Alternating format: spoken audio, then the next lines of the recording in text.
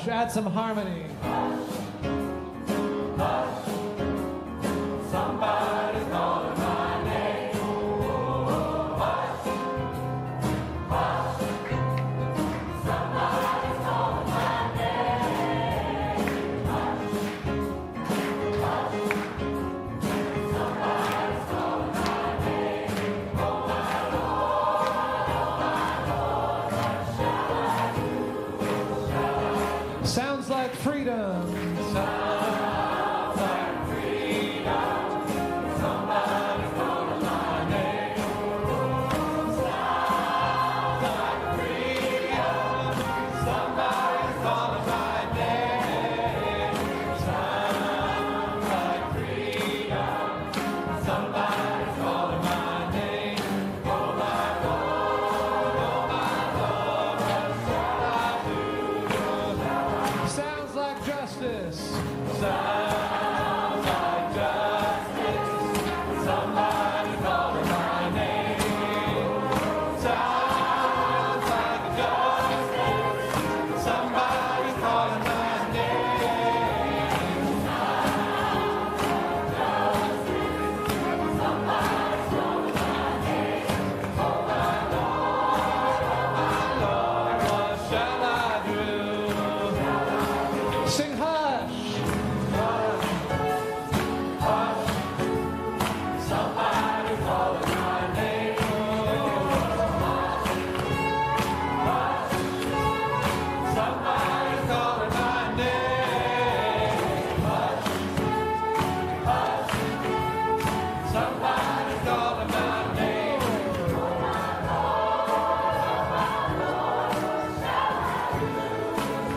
Oh my Lord.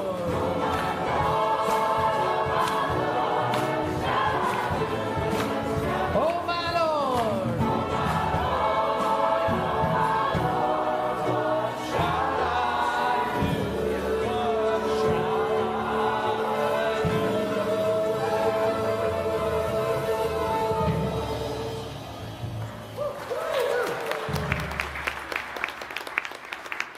We'll find joy in the morning.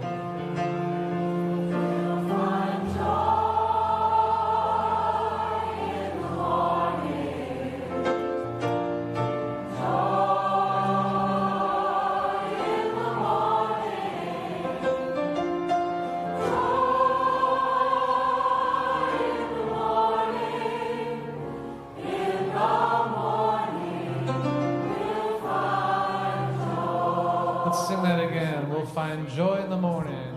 Add some harmony.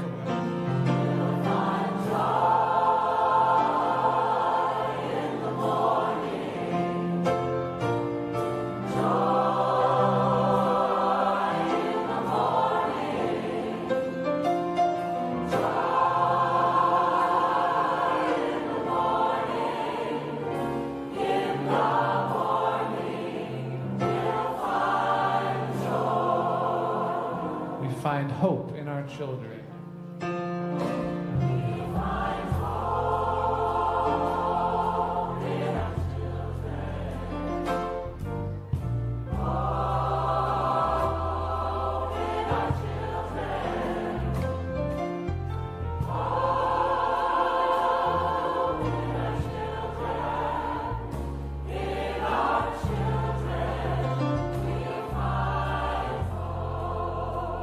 We find strength in each other.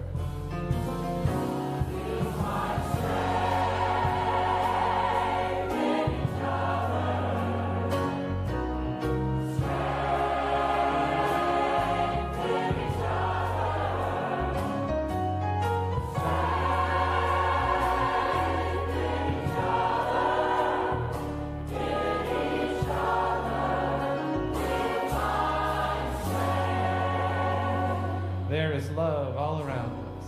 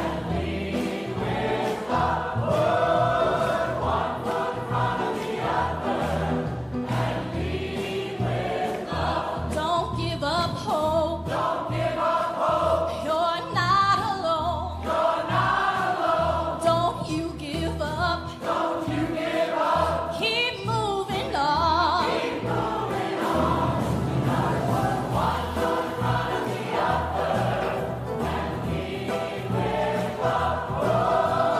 One foot in front of the other, and we will walk.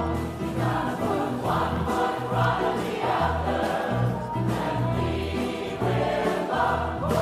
One foot in front of the other, and we will walk. Lift up your eyes. Lift up your eyes. Don't you despair. Don't you despair. Look up ahead. Look up ahead. The path is there. The path is there. You gotta put one foot in front of the other, and we will walk.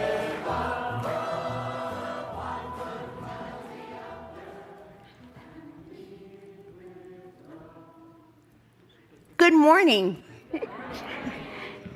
Happy Sunday and happy last day of GA. My name is Ann Verdine Jones, and I am the Accessibility and Inclusion Team Lead.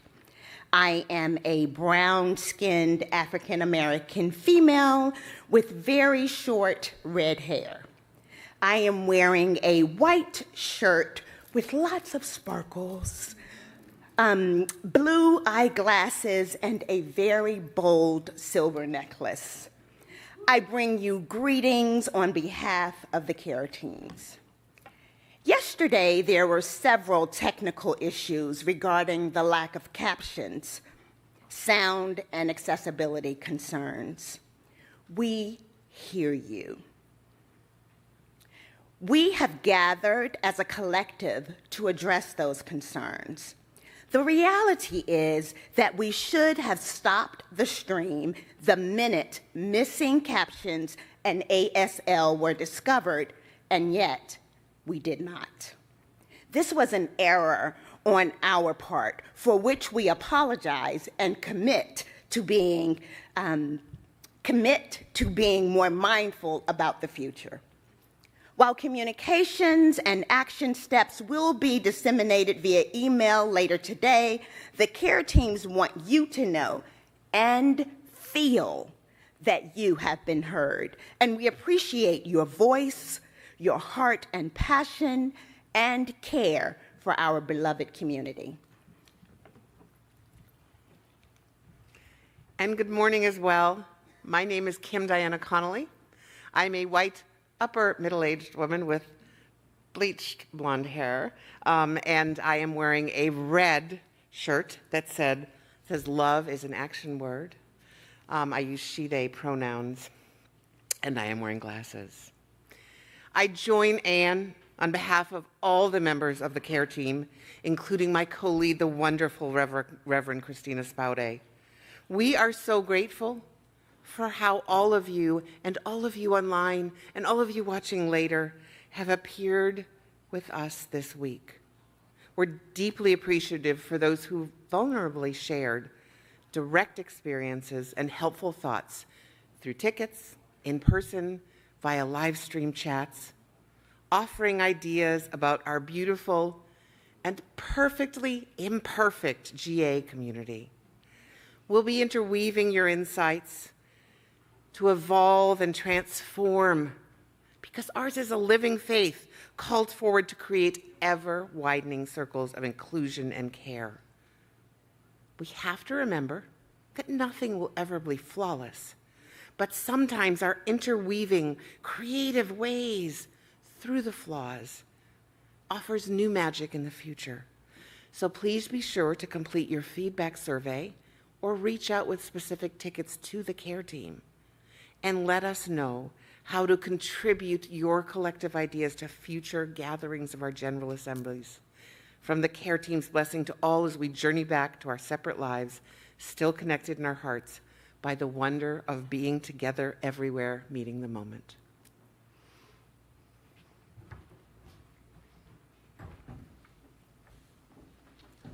Good morning, y'all. Welcome to our last day of GA. I am Gabe Barbieri. I am wearing a blue and beige shirt with pink pants, and I heard that I look stylish today. Let's rise in body or spirit and sing together, I Choose Love.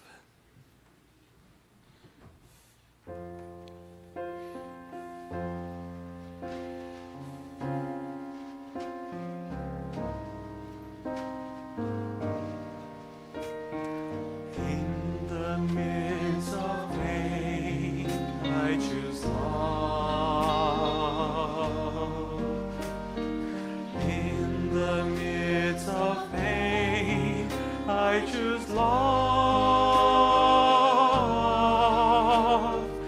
In the midst of pain, sorrow falling down like rain, I wait the sun again.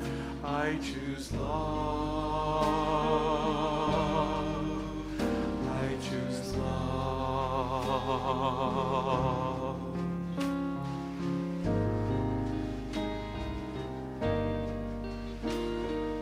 In the midst of hope, I choose peace.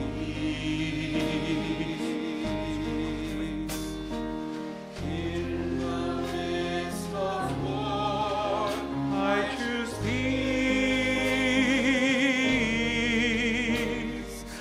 In the midst of war, hate and anger keeping score, I will seek the good once more. I choose peace. I choose peace.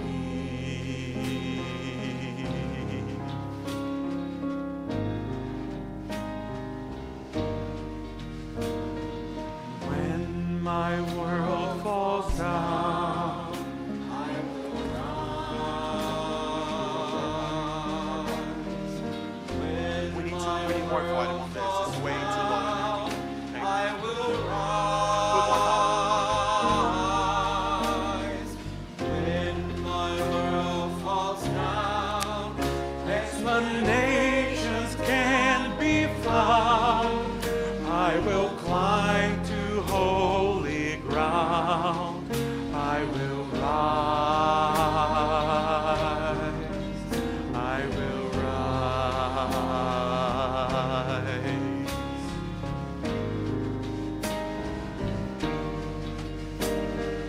In the midst of pain, I choose love. In the midst of pain, I choose love. In the midst of pain, sorrow follow down like rain. I will wait the sun again. I choose love. I choose love.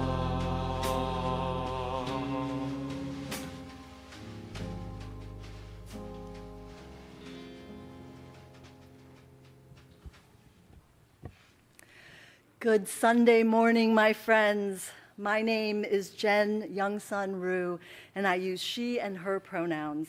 I'm a senior Asian woman with long graying hair, wearing glasses, and a purple and yellow stole over a white robe. The worship team is here in Louisville, Kentucky, on the lands of the Shawnee, the Cherokee, Chickasaw peoples. Our nation's policies led to systemic genocide and forced relocation, which still negatively impact indigenous communities today. Wherever you are this morning, I hope you'll take a moment to acknowledge the land on which you live. And together, may we pledge to dismantle the ongoing legacies of settler colonialism. During Friday's worship service, we gathered waters from the four corners of the earth. The earth sings many songs, and one of the most powerful is her song of water. And so we call those waters to bless this morning's circle. Here are the waters that our ancestors carried to nourish their villages. Here are the waters of recreation that revive and restore body and mind. Here are the waters of our tears, shed in grief, in anger, and in joy. Here are the waters of healing that spring from beloved communities. Come, let us choose love today and every day.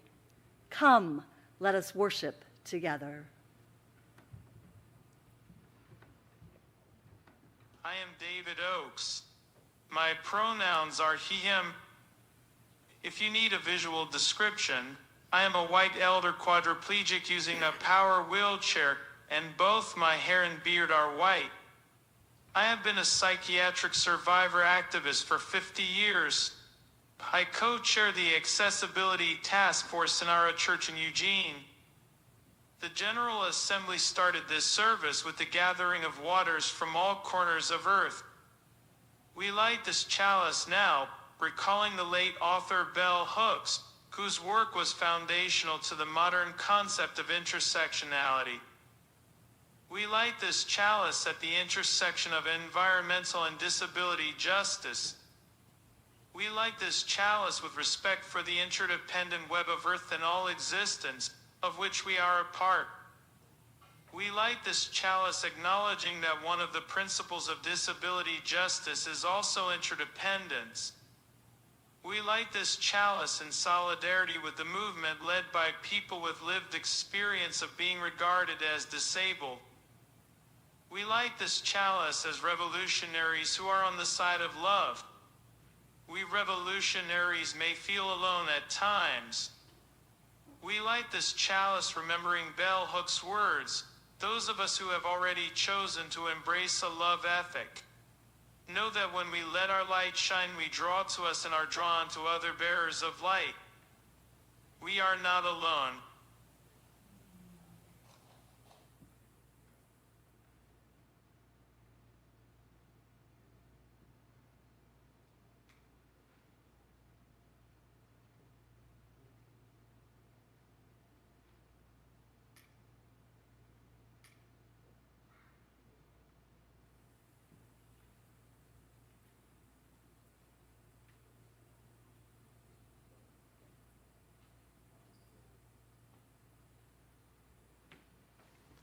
Let's rise by your spirit one more time and sing We Are, which is our number 1051 of our Teo hymnal.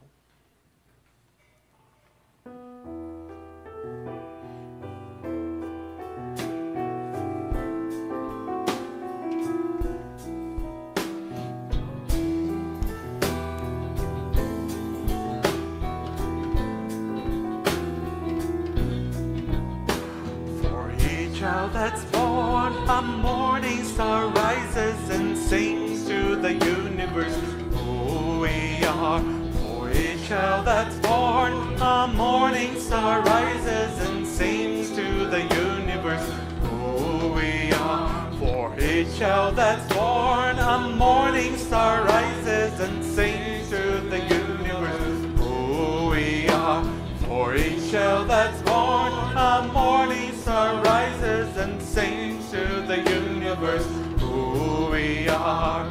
We are our grandmother's prayers, and we are our grandfather's dreamings.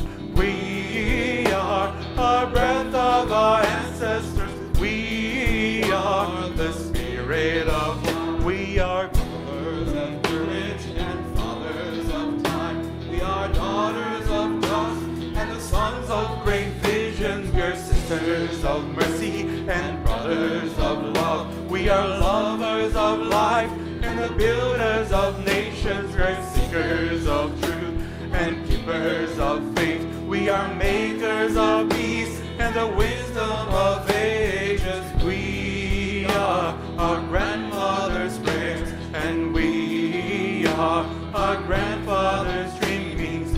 We are a breath of our ancestors. We are the spirit of. We are mothers of courage and fathers of time. We are daughters of dust and the sons of great visions. We're sisters of mercy and brothers of love. We are lovers of life and the builders of nations. We're seekers of truth and keepers of faith. We are makers of peace. We are reason of ages. We are our grandmother's prayers, and we are our grandfather's dreamings. We are a breath of our ancestors. We are the Spirit of God. For each child that's born, a morning star rises and sings to the universe who we are. For each child that's born, a morning star rises and sings to the universe.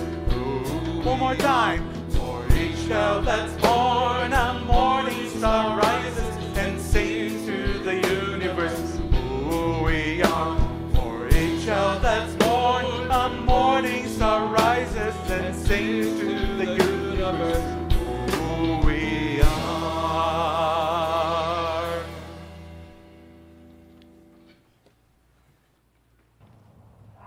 Last night, I dreamed 10,000 grandmothers from 1,200 corners of the earth walked out into the gap, one breath deep between the bullet and the flesh, between the bomb and the family. They told me we cannot wait for governments. There are no peacekeepers boarding planes. There are no leaders who dare to say every life is precious, so it will have to be us.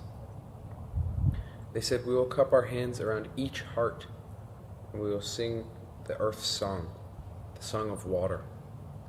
A song so beautiful that vengeance will turn to weeping. The mourners will embrace, and grief replace every impulse towards harm. 10,000 is not enough, they said. So we've sent this dream, like a flock of doves into the sleep of the world. Wake up. Put on your shoes, you who are reading this. I am bringing bandages and a bag of scented guavas from my trees. I think I remember the tune. Meet me at the corner. Let's go. Thank you, Grayson. Last night, somewhere between the end of all we know and the faint beginning of something new, a dream emerged. 10,000 ancestors from all corners of the earth moved into a gap, one breath deep, into the space between all that has already happened and all that is yet to come. They carry songs, they carry stories, and they are calling us to join them. These rich images come from Aurora Levins Morales, a Puerto Rican Jewish poet and activist. In those days, immediately following the October 7th attack in Israel, Morales struggled to find a way through the atrocity to something human. The poet gives us a summons to show up at the corner. But first, she invites us into a gap, one breath deep. Here, the ancestors cup their hands around our hearts. Here is blessing. Here is healing. Here is transformation.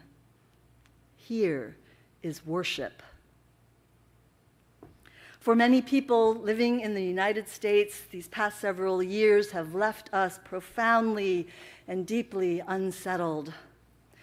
We have been feeling the meanness of the world in genocide and in warfare, in the hoarding of resources that leaves millions without basic human needs, in policy changes that say some lives are more precious than others. The ground is shaking and it feels like everyone is on edge. The world that we thought we knew doesn't exist anymore, not in the same way.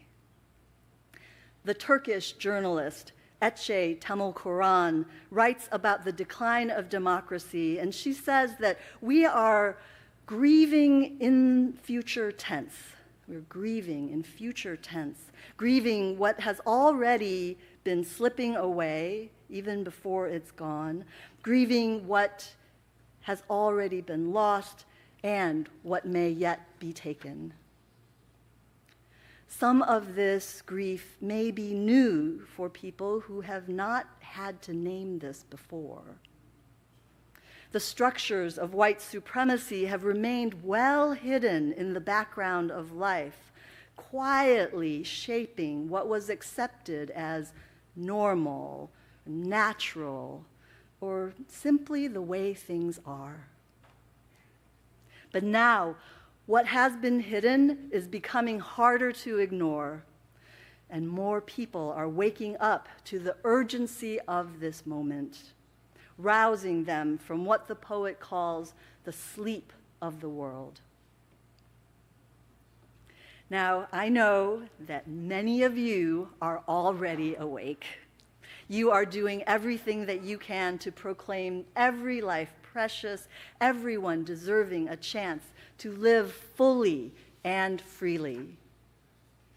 Unitarian Universalists have long been a people of action. We know how to organize, we know how to show up. We are practiced in the art of doing. And if we're honest, that strength carries a shadow. Our religious tradition has been shaped in part by a culture that teaches us to measure our worth by what we accomplish, to equate goodness with effort, and to feel most at home when we're busy and striving. Pair this with a hurting world begging for our attention, and then things like rest can feel irresponsible. Asking for help can feel weak. And simply sitting in stillness can sometimes feel unbearable as doubt and worry rise to the surface of our lives. That's why this gap is so important. Whether it's 1 breath deep or 1 hour deep, this is a moment made sacred by our intentions and our promises. Here, in the place between where we've been and where we dare to dream, our lives are shaped and molded by our spiritual practices of worship, small group sharing, and deep study. Mark Nepo says that when we meet like this, we aren't just being self-reflective, we are strengthening the immune system of humanity. We are strengthening the immune system of humanity. Here is where we remember who we are and to whom we belong. Here is where we practice love as a response to the love that first summoned us.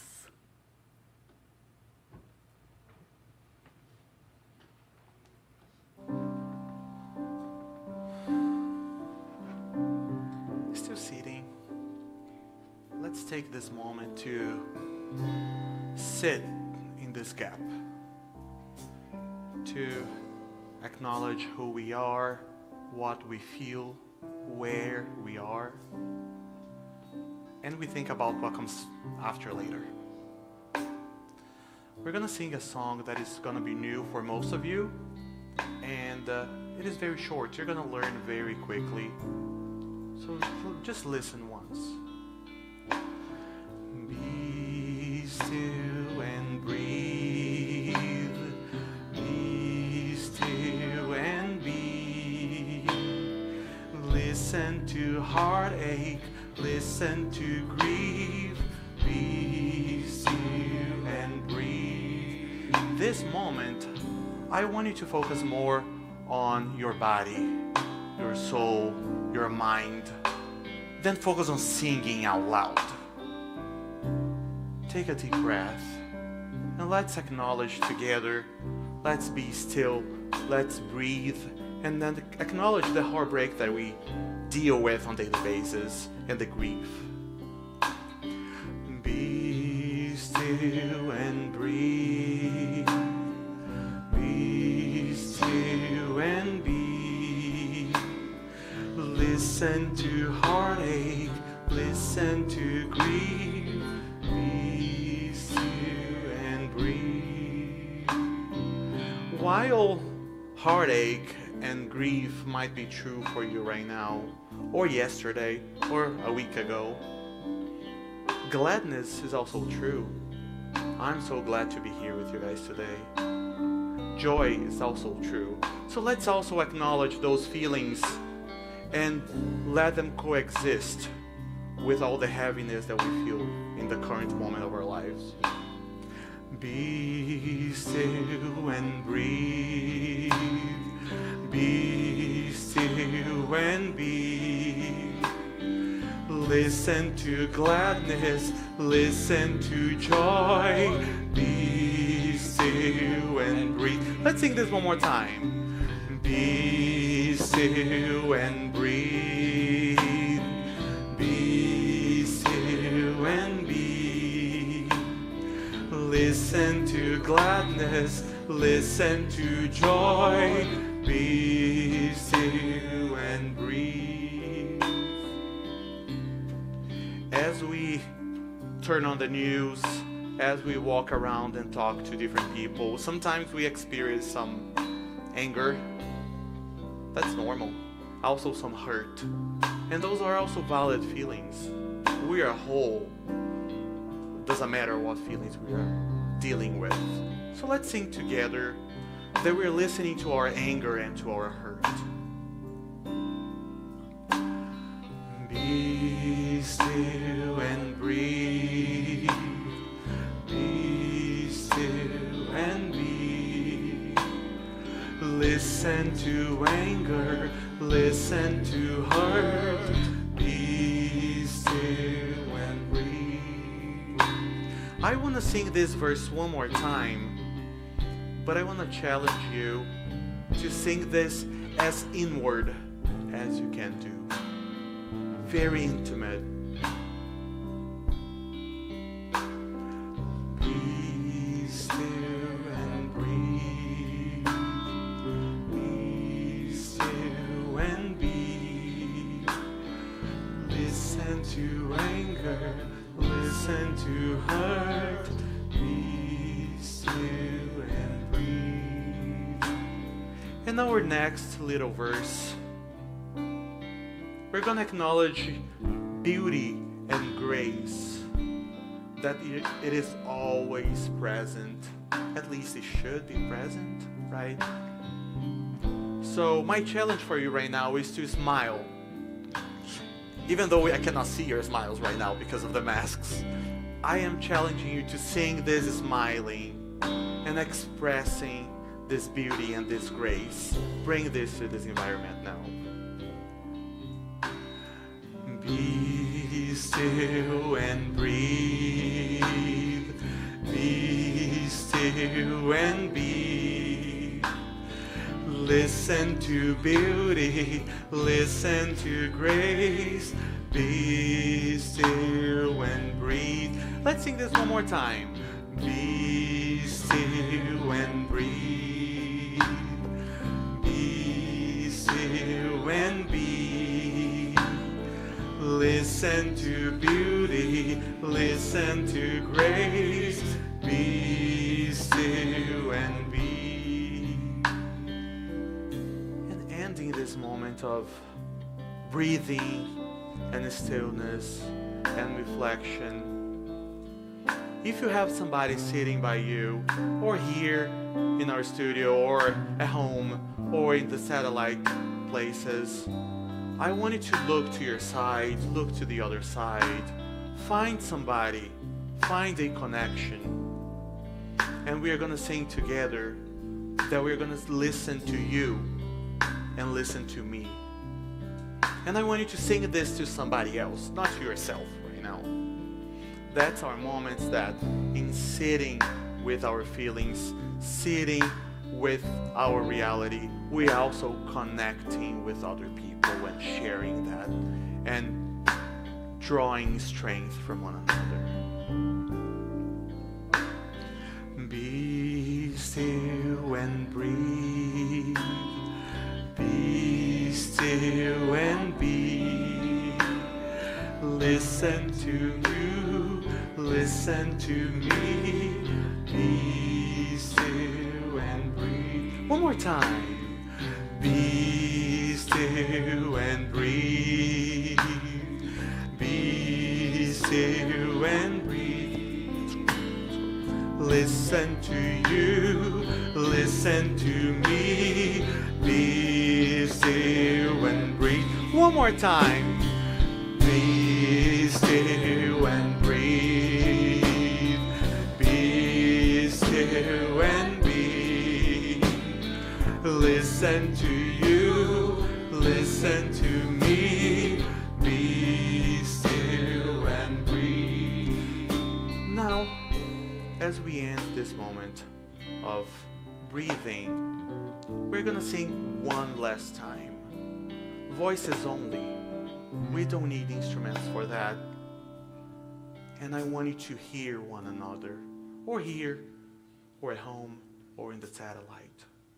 And we are singing that we are listening to you and listening to me. Be still and breathe. Be still and be.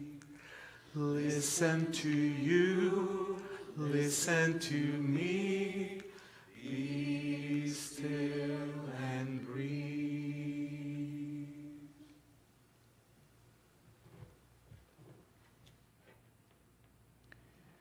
There was an extraordinary Cambodian monk named Mahagasananda who survived the brutality of the Khmer Rouge regime.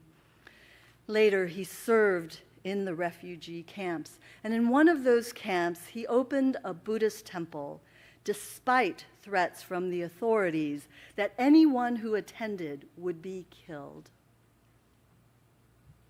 Still, on opening day, more than 20,000 people gathered. These were people who had lost nearly everything: families shattered by war, communities terrorized by violence, people who had suffered beyond what most of us can even imagine. And there, in that dusty square, Mahagasananda led them in a timeless Buddhist teaching. Hatred never ceases by hatred. By love only is hatred healed. This is the ancient and eternal law. Thousands and thousands of people began chanting those words together, not because love is sentimental, not because love is easy, but because they understood that only love could build a future worth living in. After the 2024 General Assembly, I came home and told some of my interfaith colleagues that 80% of the Unitarian Universalist delegates had voted to declare love as the center of our faith. One of them, who's a good friend of mine, kind of sighed and said, love is very abstract. It means 100 different things and it means nothing at all. And religion has been preaching and teaching love for the last 2,000 years, but look at the way we treat each other. I know what they mean. I've heard that before from Unitarian Universalists, too. Love has become a cliche, a greeting card, a slogan, a marketing campaign, a word stretched so thin that it can barely hold any weight at all. Even when Dr. King invoked love, they called it emotional bosh, weak, sentimental, passive. And some of us have learned to distrust the word entirely because the word love has been used to excuse harm, to silence truth, to avoid accountability, and to demand submission. But without an ethic of love, human beings start treating each other as objects, as obstacles and problems to be dealt with. A people organized around fear will produce punishment. A people organized around greed will produce trillionaires. But a people disciplined by love can begin to repair the world. This is why the poet calls us into the gap, one breath deep, before sending us out into the world. In this space, we remember our religious inheritance, a treasure carried by our Universalist ancestors who claimed that God's love was so complete that no one would ever be outside of this love, no matter what. And our Unitarian ancestors who admired Jesus as a fully realized human being, showing us that our capacity for love is far greater than we can imagine. So, what do we mean by love when we dare to place it at the center of our faith? There are so many kinds of love in our lives. Romantic love can be beautiful. Love for friends and family can be deep and fulfilling. Love, as we speak of it in our congregations and in our practice communities, though, is a little bit different because that love that we practice in those communities does not require fondness, affection, or any positive feelings at all. As the psychiatrist M. Scott Peck wrote, love is not a vague sentiment, but an intention and a discipline. He says, it is the willingness to extend oneself for the purpose of nurturing one's own or another's spiritual growth. Sometimes that can look grand and heroic. Just as often, it looks like that couple who drives an elder member to church, even though it's out of the way and it's not so easy to coordinate, and sometimes it conflicts with other things they want to do. It looks like two people fighting as they're organizing an event and resisting the urge to turn away, willing to sit in discomfort long enough to speak honestly and to find their way toward new understanding. It looks like taking the time to get to know a stranger in need, learning their story, and welcoming them into the community as a full participant rather than an object of charity. It looks like making a personal promise to talk with one new person during coffee hour instead of huddling with their best friends. It looks like forgiving someone who hurt you because the burden on your own heart has become too great to carry. Love is so much more than what we feel.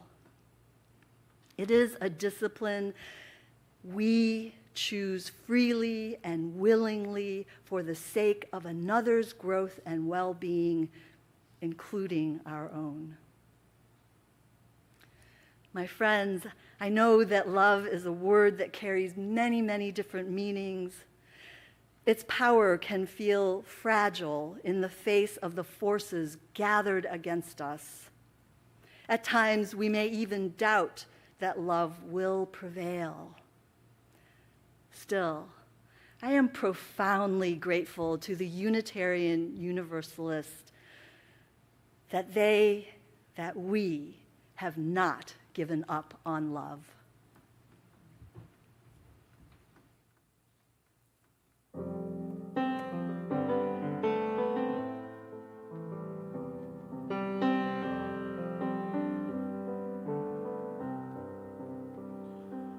I am looking for shelter and a friend. We can build a beginning, but I do not know the end. I am scared of breaking when I bend. We will carry each other on the way. My courage is your courage when the journey is only getting longer. My strength is your strength. We will carry each other on the way. There are prayers I don't know how to say, but I still find solace when I close my eyes to pray. What I've lost and what I hope can stay. We will carry each other on the way.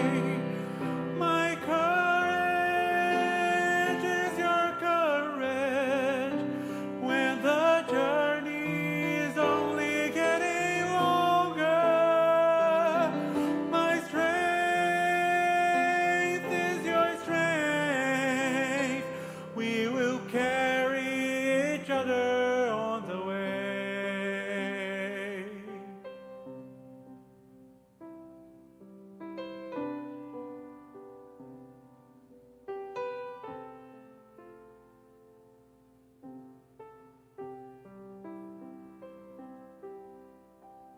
Hello, this is the Reverend Tania Marquez. I'm a Mexican woman in my late 40s with curly hair. I am wearing a red dress with a black sweater. I have anatomically shaped heart earrings, and there are some blue curtains in my background. Let us pray. Holy One, compassionate One, hold us tenderly. Hear the clamors of your children, the wailing of mothers, fathers, parents, siblings. So much has been taken. Too many nights of anguish and worry. Too many days of uncertainty. We bring our sorrows, our pain, our fears, and lay them before you. Creator, breathe into them the breath of life and transform them. Breathe into us and guide our hearts. We, all apprentices of love, reaching out to find each other, to hold each other. May we be granted clarity and understanding to carve the path before us, to go on determined and strengthened, our voices rising, creating new songs, songs that build new worlds, that reminds us of truths about who we are, about how we belong to one another.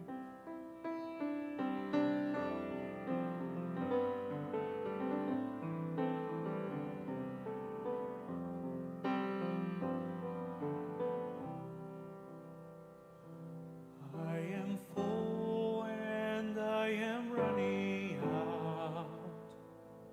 I'm a flooding river and I'm living through the drought. I have firm conviction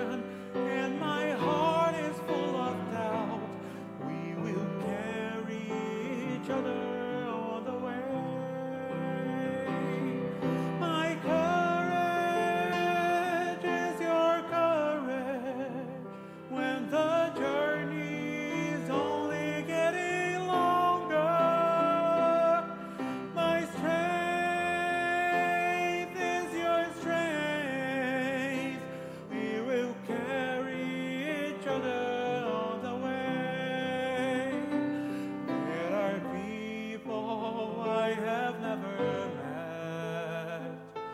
There is something special when I haven't found it yet. There's abundance given freely, taken with no debt. We will carry each other on the way. My courage is your courage when the journey is only getting longer. My strength is your strength. We will carry each other on the way.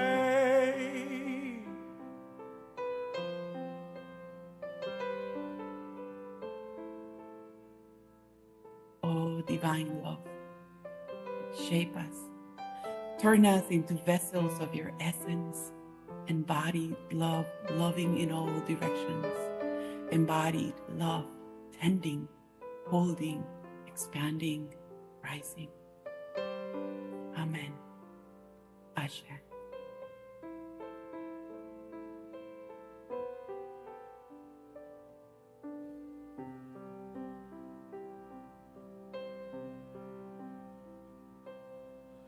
My courage is your courage when the journey's only getting longer. My strength is your strength. We will carry each other on the way. My courage is your courage when the journey's only getting longer. My strength is your strength. We will carry each other on the way. We will carry each other on the way. We will carry each other on the way.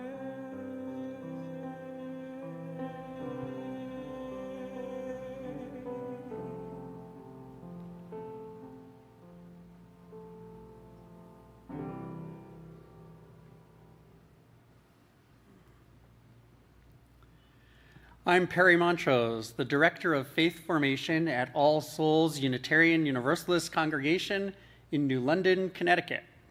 I use he, him pronouns, and I am a 5'11", thin white male with short, dark blonde hair and green eyes. I'm wearing a coral sports coat.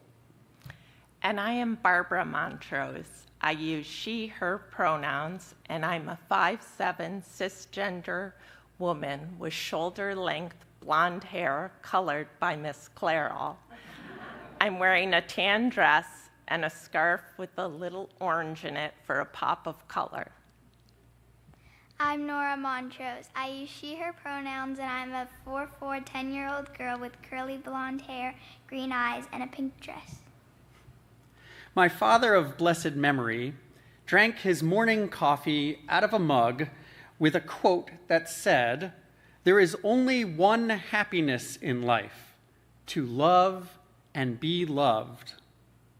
For my father, that love included carrying each other on the way with an open, welcoming home where everyone was invited to stay for a meal and longer if they needed a place to stay, regardless of nationality, race, or ethnicity. Yet, although my father believed in equality and welcoming everyone, he struggled when blackness entered his own family. He never really made those family members feel that they belonged or that their full identities were valued.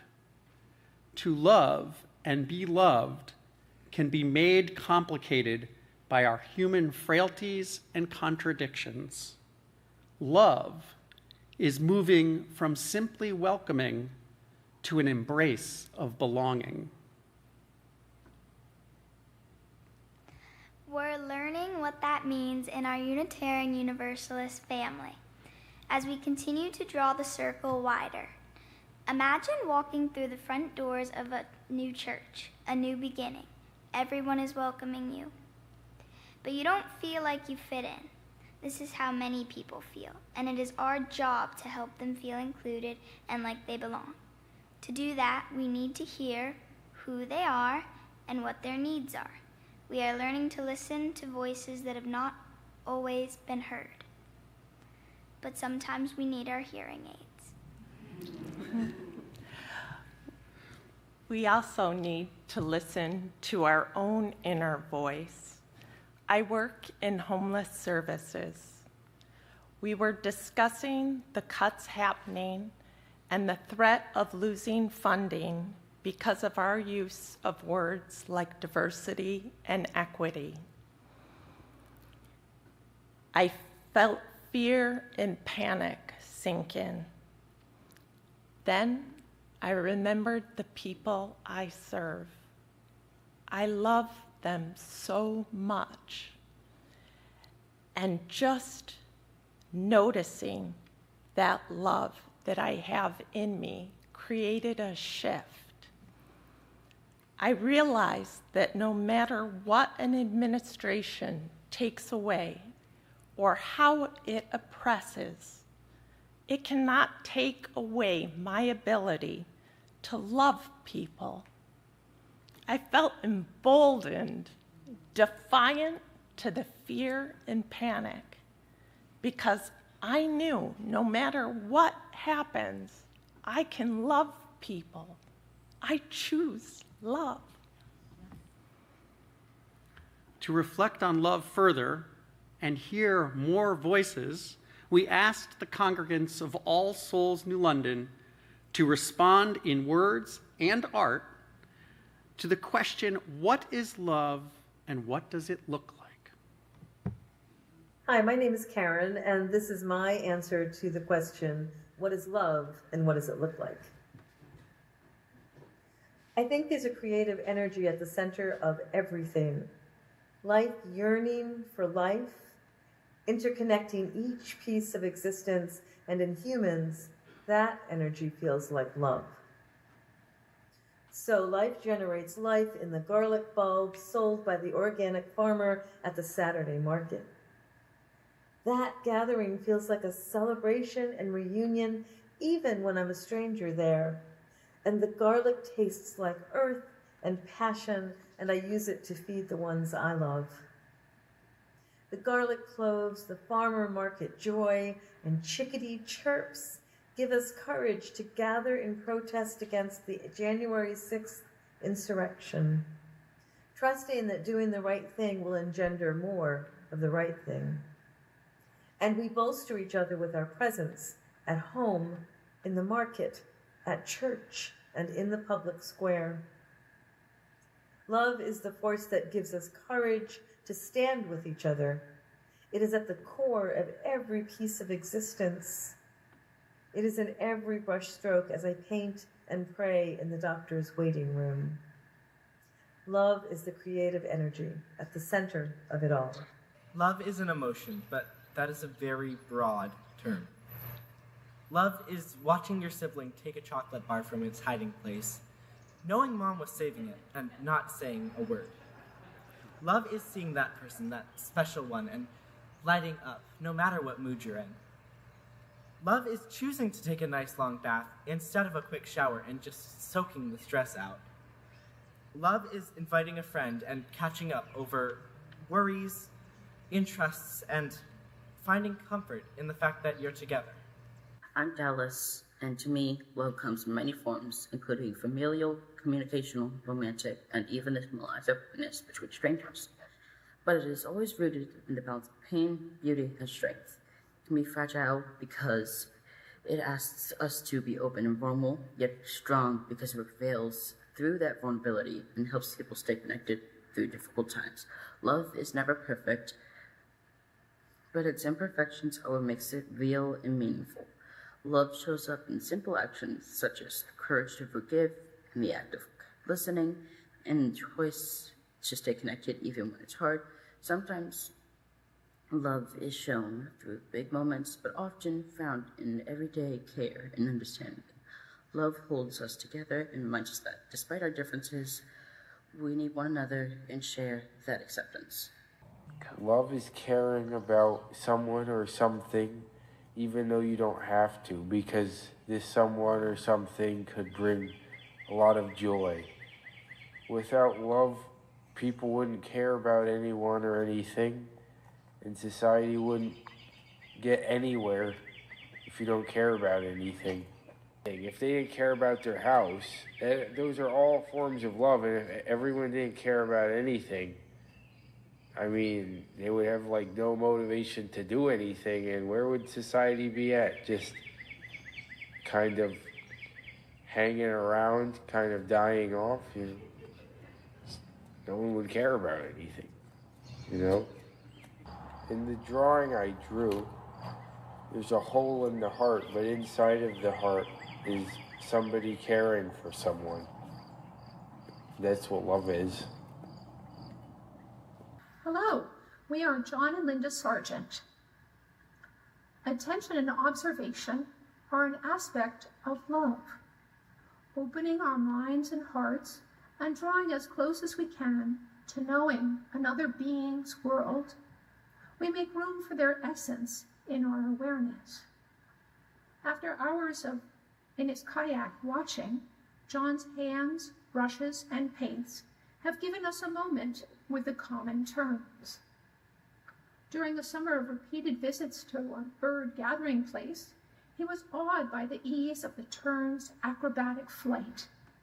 In this painting, the open grace of their wings speaks to me of the sometimes overlooked but essential receptive aspect of love, which is the single word title he gave to this painting.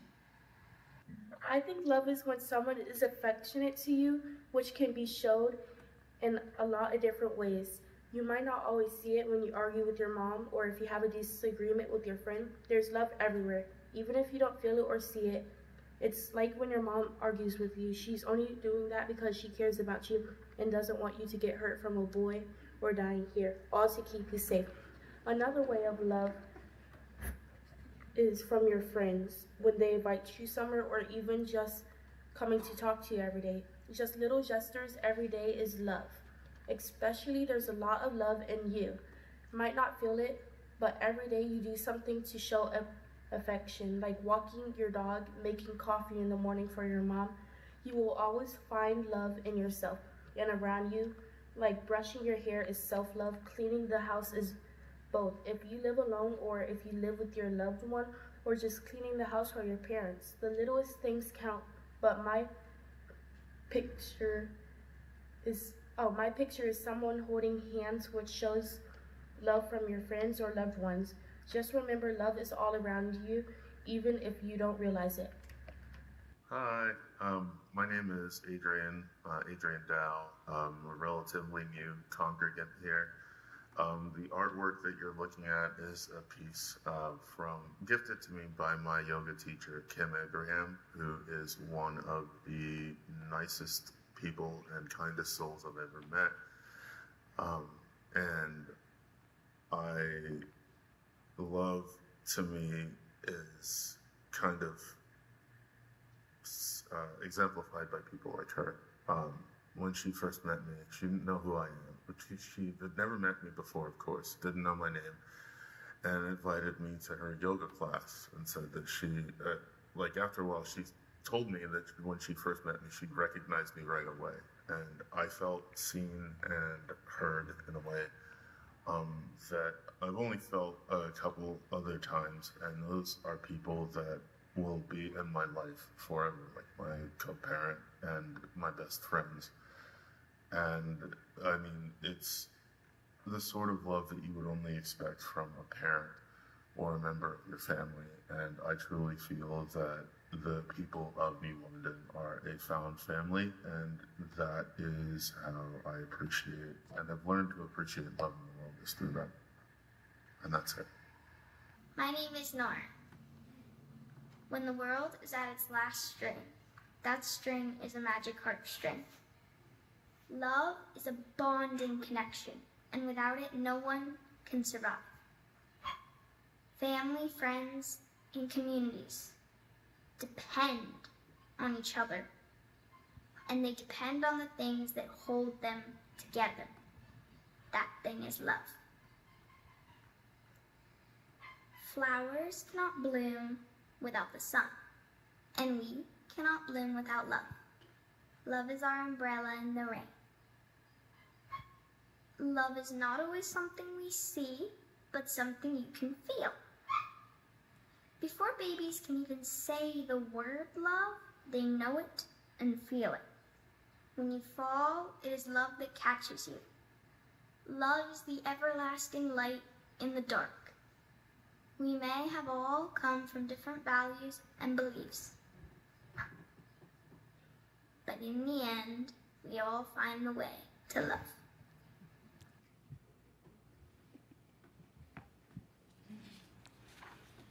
In a community that embraces many spiritual perspectives and seeks to draw the circle wider, love is our common language.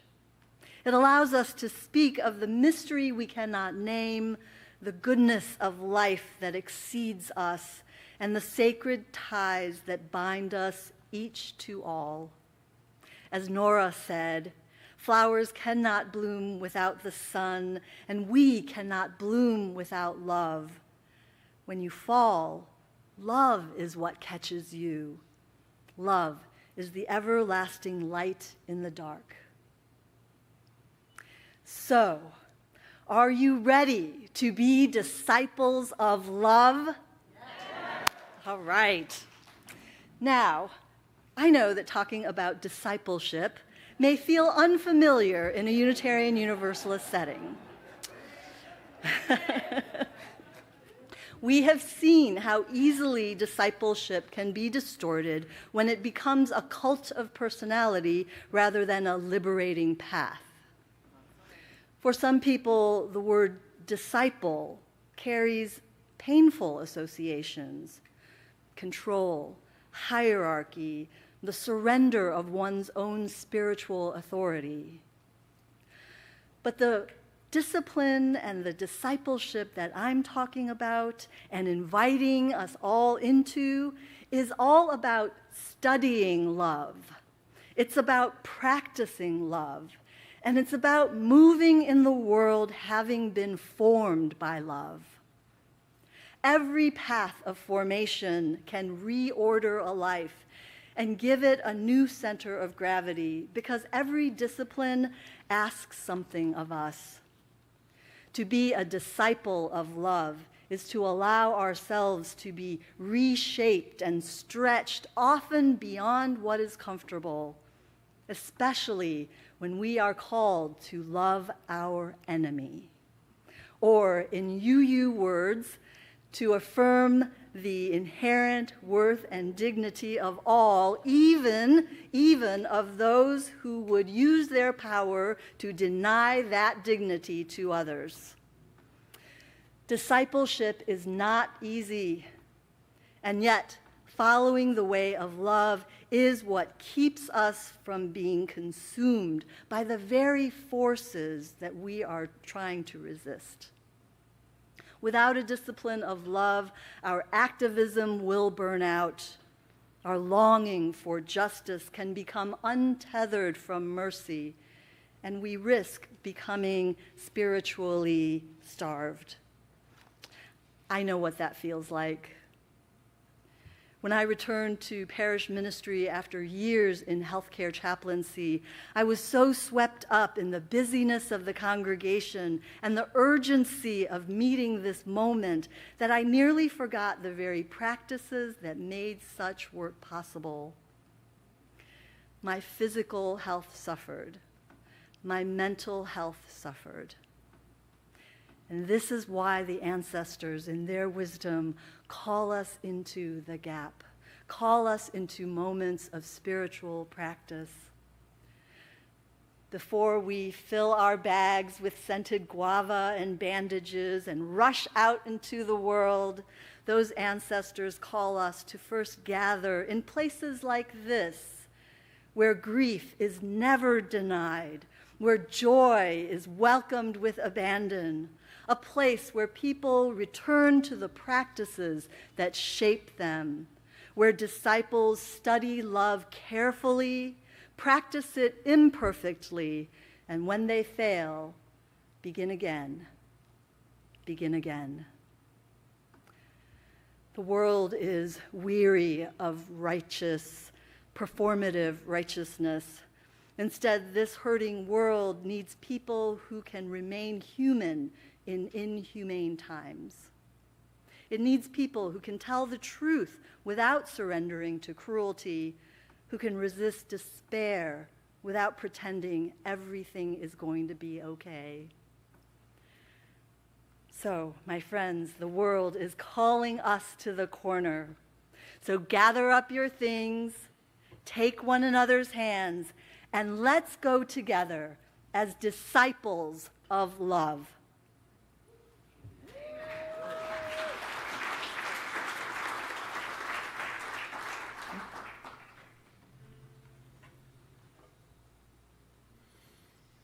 I invite you into a moment of complexity. While we do not have the permission to change the words of this song, which are rooted in historical works, we invite you, wherever you are, to engage with more inclusive language, while tenderly holding the history, intent, and message of these words.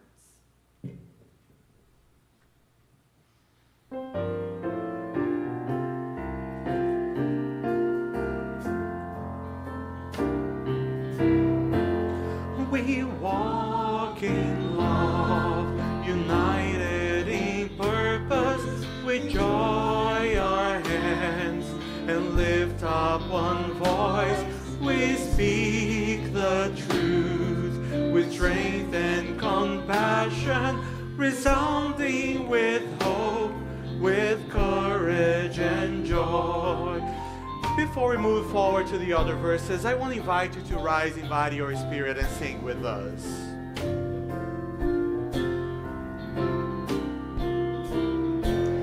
We cry for peace and rights for our people. We welcome friends from far and from near. We fight for those whose voices are silenced, resisting in faith until all are free.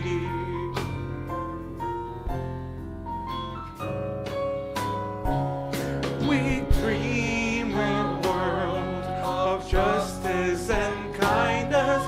We build a bridge, creating new path. We march with joy as all walk together, embracing each one, we boldly stand.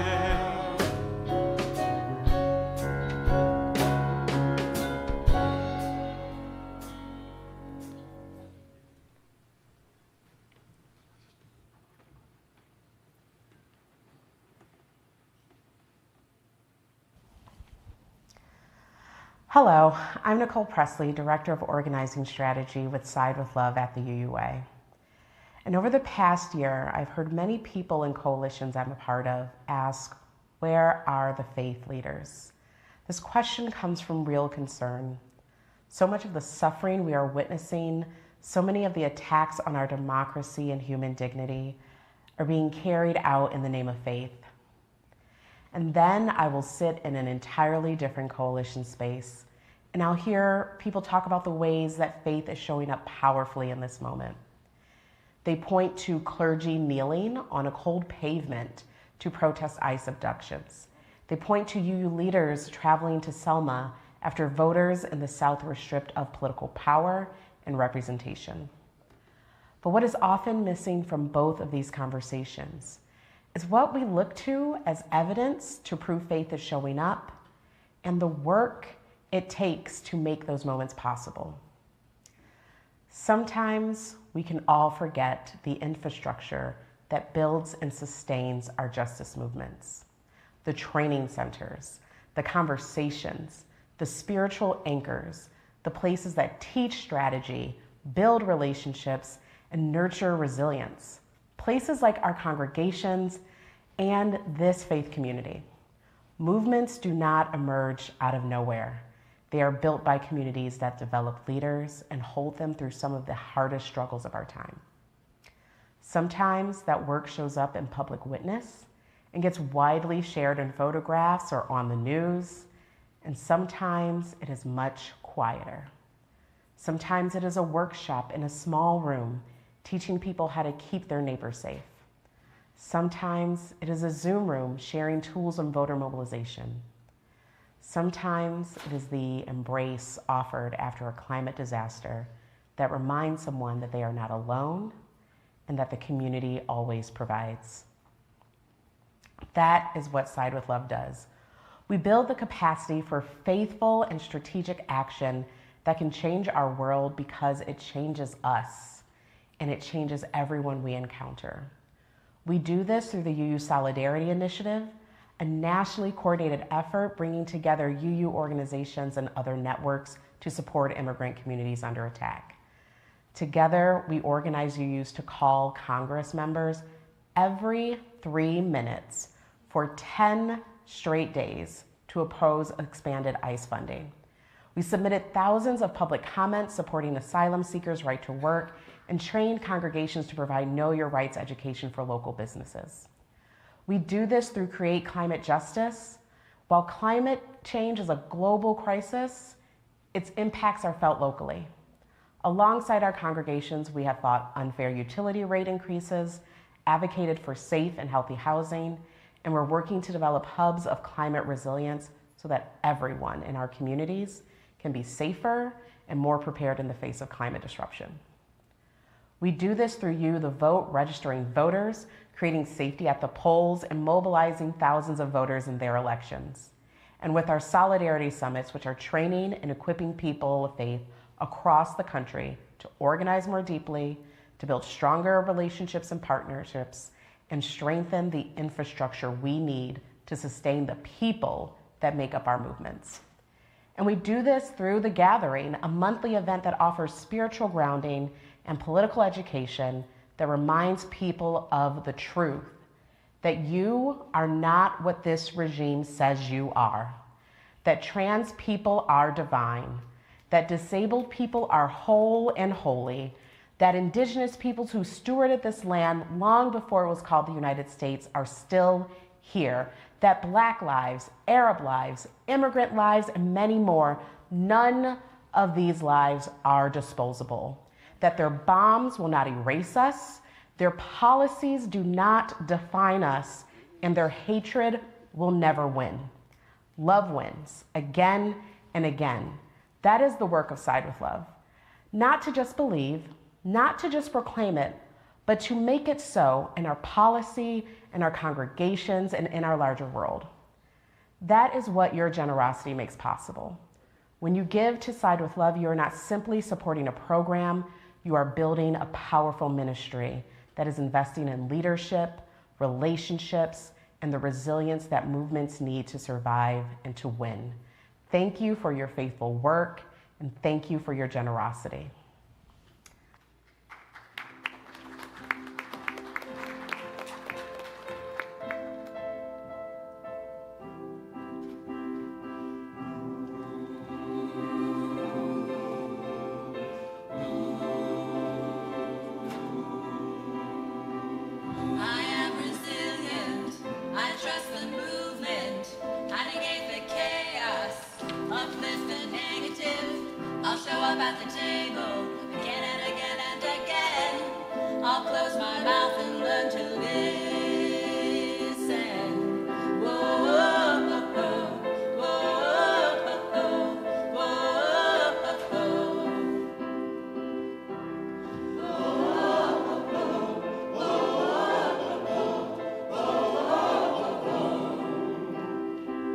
These times are poignant, the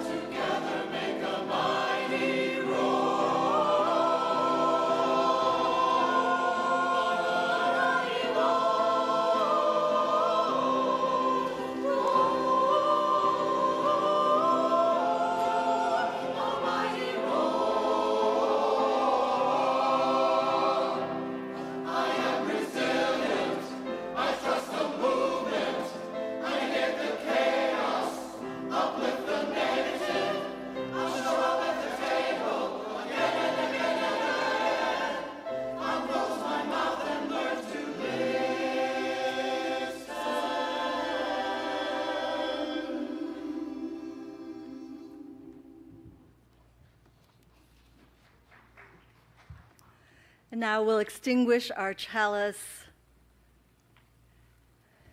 As those of you joining from Zoom extinguish your chalices, together we are writing a story that will be told by tomorrow's Unitarian Universalists. May that story tell how we met a fearful and dangerous moment with open hearts reaching out to one another across every dividing line. May this be ever so. Go in peace, my friends. Go in love.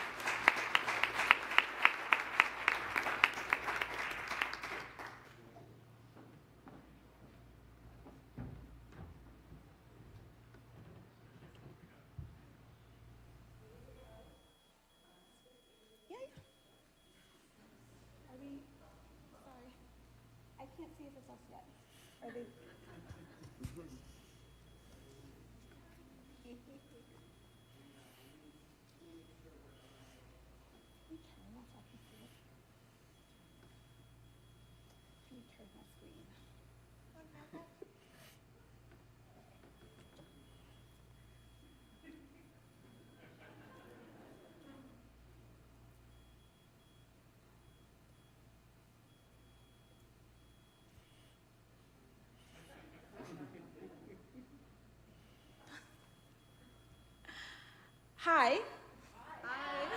I'm the Reverend Kimberly Quinn Johnson. I am one of your co-moderators. I have brown skin, black and white hair, and I am wearing a black and white dress. I am joining you from Bridgehampton, New York, on the east end of Long Island. I am here with my congregation and our crackpot, I hope that's a good term, tech crew.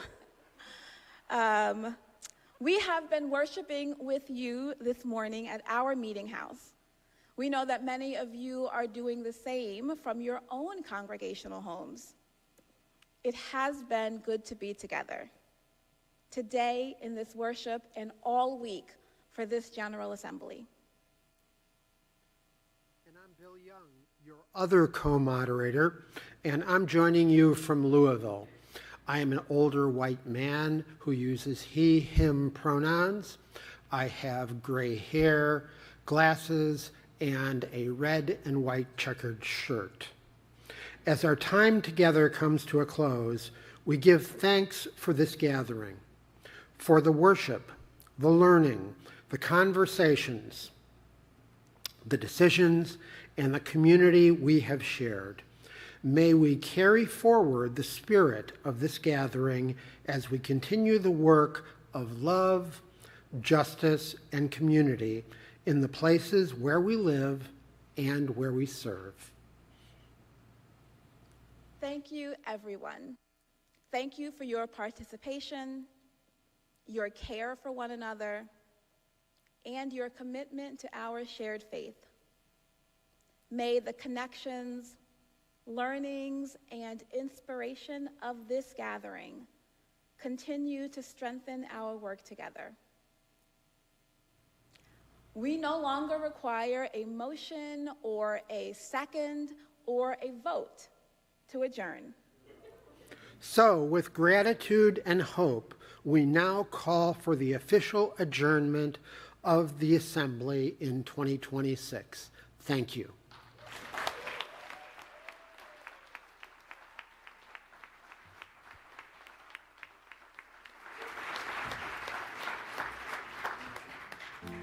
You know what? I heard that joy is an act of resistance. Can I say that again? Joy is an act of resistance. So we're going to have a little bit of joy. Wherever you are, I want you to rise in body or spirit as we sing, "This joy that I have, the world didn't give it to me, and guess what? The world can't take it away." Can I get an amen, somebody? All right, let's do this, y'all. Ooh, this joy that I have, this joy that I have, the world didn't give it to me.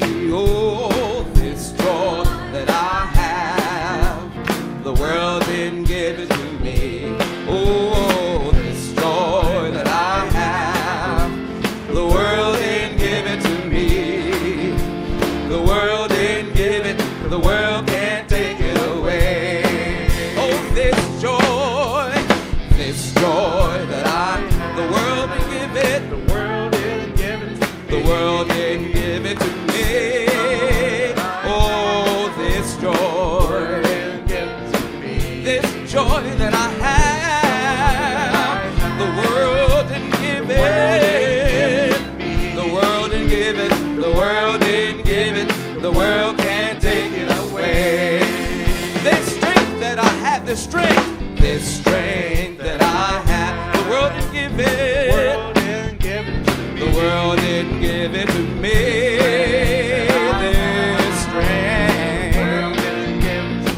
This strength that I have, the world didn't give it. The world didn't give it to me.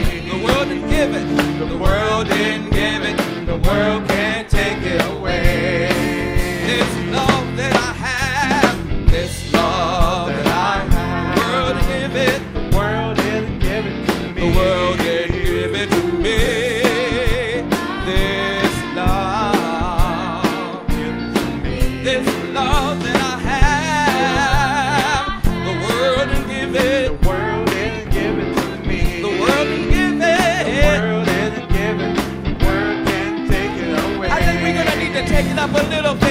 This pride that I have, the world didn't give it. The world didn't give it to me. The world didn't give it to me.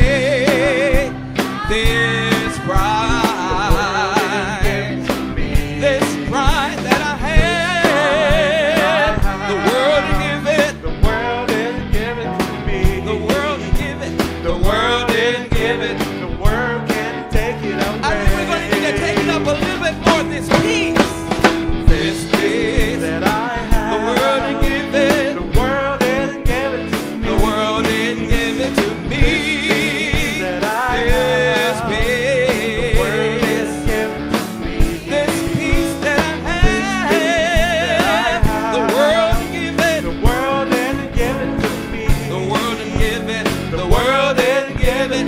The world can't take it away. Oh, this joy that I have, this joy that I have, the world didn't give it. The world didn't give it to me. The world didn't give it to me. Y'all sing it out there. The world didn't give it. The world didn't give it to me. This joy that I have, the world didn't give it. The world didn't give it to me. The world didn't give it. The world didn't give it. The world can't take it away. The world didn't give it. The world didn't give it. The world can't take it away. The world didn't give it again. The world didn't give it. The world didn't give it. The world